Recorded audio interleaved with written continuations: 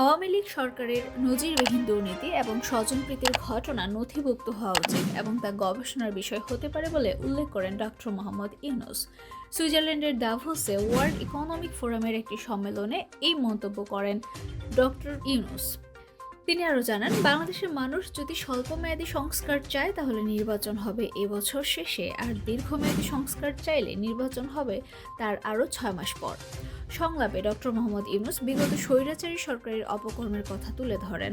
বিগত সরকারের দমন পীড়ন নিয়েও কথা বলেন তিনি নিজেও এই সরকারের রোষানলে পড়েছিলেন, জেলে যাওয়ার প্রস্তুতি নিয়েছিলেন তিনি।